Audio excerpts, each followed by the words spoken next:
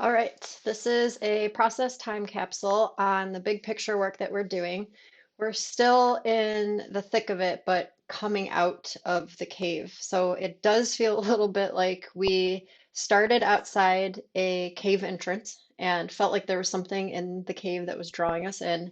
And it's interesting to look back at the last two time capsules that we did, specifically the first one, where it's like the big picture, where there's this like sort of technical landscape of AI and social computing with blockchain. And then there's this product of OurLog and our process. And from there, we've gone super deep in trying to build it's a system of operation or operating system for OurLog and everything that we've been working on. So it's a process of creating a place, a functional universe of sorts. So there is like a kind of physics in it. It's not technical though, it's more social, I guess. It'll be interesting to reflect back on this after we've barfed it out. And the reason I'm doing a process capsule is because one, I am newer to doing this. Like I've done this a few times with Dave, but nothing this big. Like Ponder wasn't this big.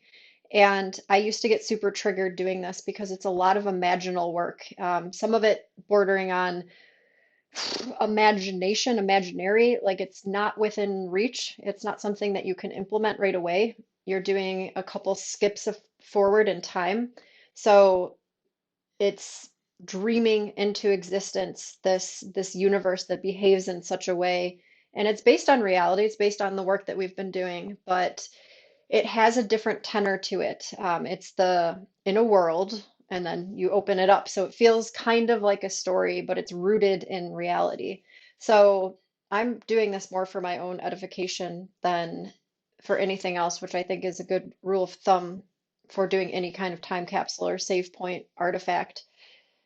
And yeah, I'm trying to think what else there is to share now. So yeah, we went into the cave. We went deep, had a little bit of this usually happens, not a crisis, but there's this feeling like you're lost and you don't know what you're doing anymore. Nothing makes sense.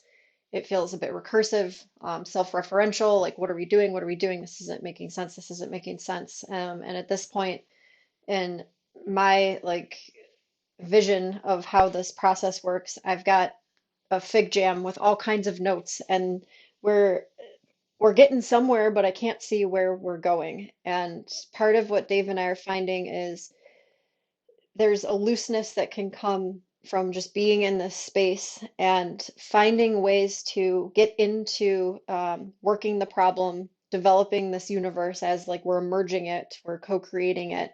And then it's just surfing the waves. See what comes up, see what happens if you go down one corridor to start talking about one aspect of the universe and take it as it comes. And we feel like at this point we've gotten pretty good at surfing. So it's like part surfing, but it's part excavation or exploration. So like in the cave and finding all these artifacts and you're kind of piecing together maybe like some creature that used to live in the cave and it's becoming clear who that creature is. In our case,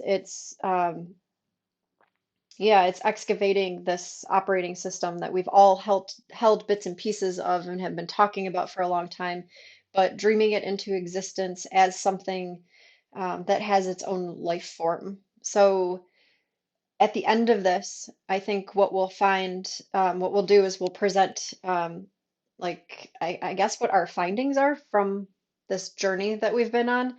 And it will be presented in the way, less of findings, but more as an invitation to enter into this universe, into this worldview, and see how it feels to the team. And then once folks are sort of feeling into what it could be to be in this universe, the hope is that we're at least more or less feeling what this place is like together, our log as a place, and then we can start tweaking things. Like, do we need to change something here? How does this feel to people?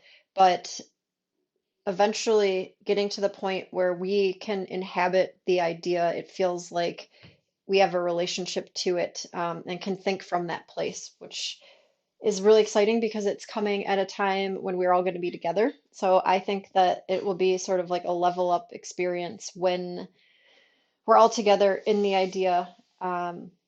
Yeah, it won't be perfect, but it will be an idea I believe that we can all feel into and respond from this place to see what it feels like. So I'm super excited.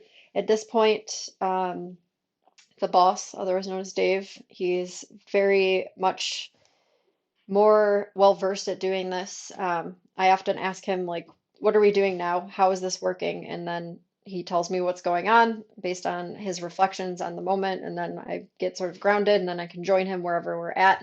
So right now he is taking our consolidated work, like we've been able to collapse it into a Notion page and starting to massage the language.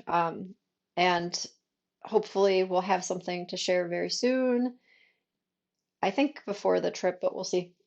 Maybe it's something, it's an unboxing we could do together in San Diego. But yeah, so this is a little bit about what's been going on behind the scenes.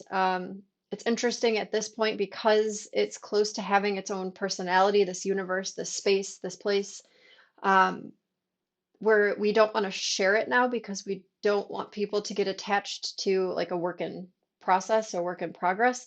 It's kind of similar to the time capsule. Like I was going to share what the time capsule was without the branding of time capsule and like how it could be used. That was a relatively small product in comparison to what OurLog is and can become.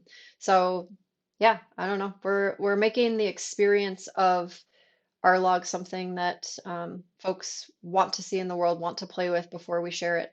And I'm excited to see how it starts collapsing. This is, I think, I mean, Dave is so good in this space of exploration and going out like this creative realm, like creative imaginal realm. He's so good at playing here. And so there's that, but then the part now where he's collapsing language and finding ways to it's productizing the thing even further. He's so good at it. It's so fun to watch. So I'm excited. And obviously, no pressure on him. He won't watch this probably because he doesn't want to jinx it. He's like in a mindset. Um, so we'll let him be in the mindset. And I'm now officially a video blogger, and this is my first blog. No, vlog. Okay, bye.